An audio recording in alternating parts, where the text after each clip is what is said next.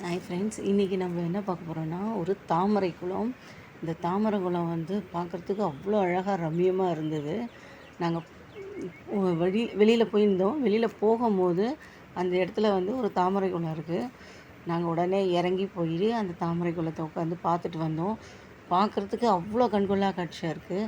இதை வந்து என் ஹஸ்பண்ட் கூட இறங்கி போய் நான் பிடிச்சிட்டு வரேன்னு சொன்னார். பட் அவருக்கு நீச்சல்லாம் எதுவும் தெரியாது. ஸோ இறங்காதீங்க வேண்டான்னு சொல்லிவிட்டு நாங்கள் அங்கேருந்து பார்த்துட்டு வந்தோம்.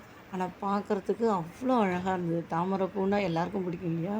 அதுவும் மகாலட்சுமிக்கு ரொம்ப உகந்த பூ வேறு. இந்த பூவை பார்த்துக்கிட்டே இருக்கலாம் போல இருந்தது. எனக்கும் அதை பறிச்சுட்டு வரணும்னு ஆசையாக தான் இருந்தது. ஆனால் எடுக்க முடியாது. ஏன்னு கேட்டிங்கன்னா, நார்மலாக சொல்லுவாங்க, ஏன்னா தாமரை கொடி வந்து நம்மளை பிடிச்சி இழுத்துடும்னு சொல்லுவாங்க. இழுத்து உள்ளுக்குள்ளே வரையும் தள்ளிடும்னு சொல்லுவாங்க. ஸோ அதனால் நான் வேண்டான்னு விட்டுட்டேன் நான். ஏன்னா சப்போஸ் நமக்கு நீச்சல் தெரிஞ்சிருந்தால் ஓகே. பட் தெரியாத பட்சத்தில் நம்ம அது இறங்குறது வந்து அந்த அளவுக்கு சேஃப் கிடையாது. ஓகே ஃப்ரெண்ட்ஸ், பாய்.